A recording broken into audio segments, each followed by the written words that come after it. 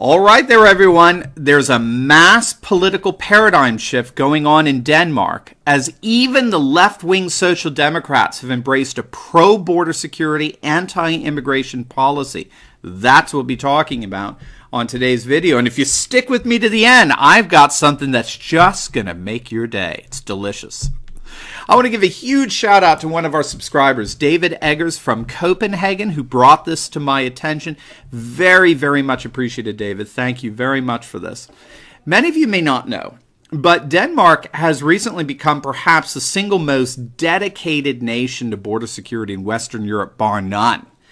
And this was brought home with a recent report published by a so-called human rights NGO, a non-governmental organization, which issued a highly critical report on asylum and immigration practices in Denmark. Indeed, very similar to what we're seeing right now being reported on in the States. How coincidental, right? With all these families being separated at the border. It may even be the same organization, I'm not sure, reporting on this.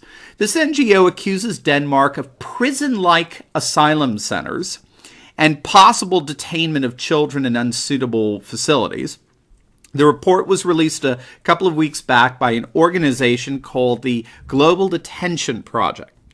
And if you go to their website, guess who is the #1 featured funding source of this so-called human rights NGO? Did you guess George Soros and the Open Society Foundations? Well, you would have guessed right. This is a Soros-funded report. But of course, you'll never hear that from the corporatist, globalist, mainstream media. They'll just ever so willingly echo the report's findings and completely hide from you who it is that's making these accusations. Somebody who wants open borders all throughout Europe and who funds every single left-wing radical cause you can think of. Nevertheless, the report is actually very informative and perhaps in a very, very disappointing way for Soros. The report notes that over the past 3 years, since the refugee crisis in 2015, Denmark has adopted, get this, it's adopted just under 70 immigration-related amendments, all of which have radically intensified border security and immigration restrictions. 70 amendments.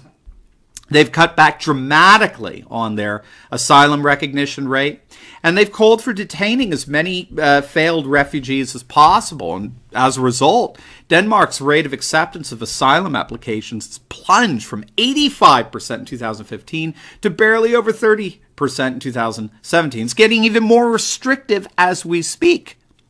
And that is because Denmark's political parties, both traditionally left and traditionally right, they're all vying to demonstrate to their voters that they are more conservative on border security than anyone else. Border security and immigration are no longer a left or right wing issue. They have now officially and formally become pre-political. Every party is declaring the necessity of border security. And now it's just a matter of who's going to do it more effectively. That, my friends, is what we call here a political paradigm shift, where a once marginal or peripheral political policy or party moves from the margins to the mainstream. It moves from the political fringe, as it were, to now becoming the consensus opinion among the population. And when it comes to the border security of its nation, Denmark has rejected the globalist vision of the European Union and its open borders, and instead has shifted en masse to the nationalist populist right. Now, I'm sure many of you are familiar with the so-called far-right Danish People's Party, the Dansk Folkeparti, the DF. They're the second most popular party in Denmark and at the center of the right-wing coalition there. They are one of the most successful right-wing parties in Europe. They've been able to really shape domestic policy in Denmark, which of course includes a very, very strict border security policy. But their success has gone beyond, I think, anything any of us could have ever have imagined up to just a few years ago.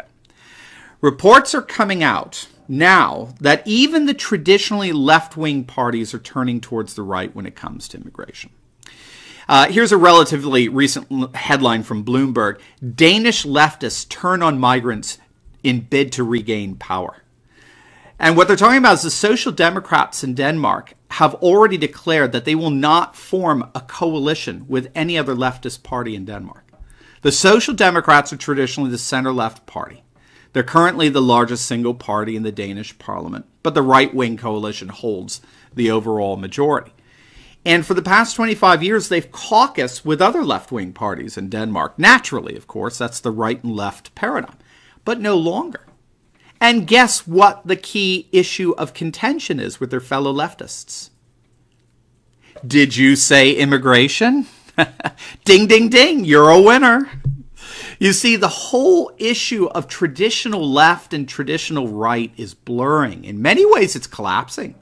It's falling apart. It's no longer an issue of whether we're going to raise taxes by a certain percentage point or lower taxes by a comparable percentage point. It's no longer about whether the government is going to provide welfare services or whether we're going to privatize such agencies.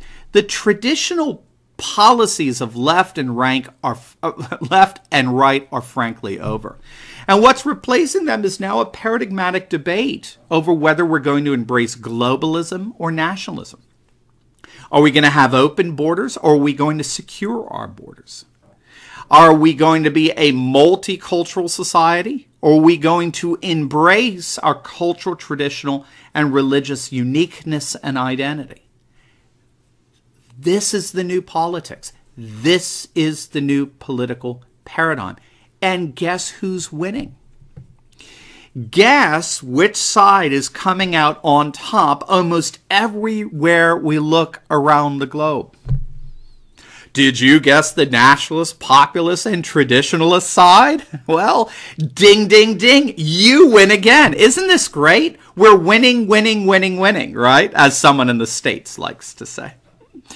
We're winning, winning, winning precisely because the politics of the future are centered around the three broad insecurities that left-wing globalization has inflicted on our populations: border insecurity, economic insecurity, and cultural insecurity.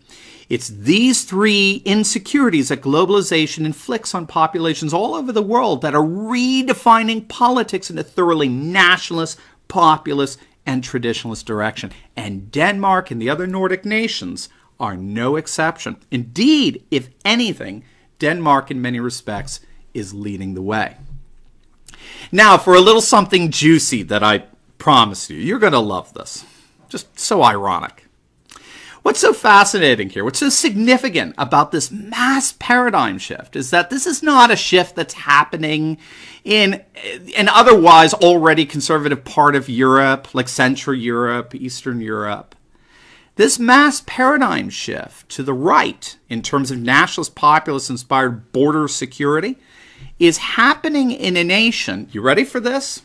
It's happening in a nation that was once the globalist liberal ideal of the Democratic Party of the United States. The Washington Compost reported back in 2015 that Denmark was the single most cited model nation among the then Democratic primary candidates for president. It was the most cited nation as the ideal for liberal democratic policies, and that Denmark was famous, of course, for providing the most generous benefits for their citizens in terms of affordable education, universal health care, subsidized child care, and the like. And no presidential candidate cited the example of Denmark more than one Bernie Sanders. He often stated that his vision of democratic socialism was best exemplified by countries like Denmark. Well, well, well, that was 2015, before the refugee crisis that swamped Europe. I wonder how many of these Democrats, how many of them feel about what they feel about Denmark now. Denmark has begun to make even Donald Trump look liberal when it comes to border security. And so I think that perhaps for the first time we can all agree with these secular liberal globalist Democrats. Denmark truly is a model nation. As always, please like, comment, and subscribe. Click on our Patreon link below. Become a monthly supporter of this channel and help us to continue to analyze current events in light of awesome conservative trends so that you can personally and professionally flourish. God bless.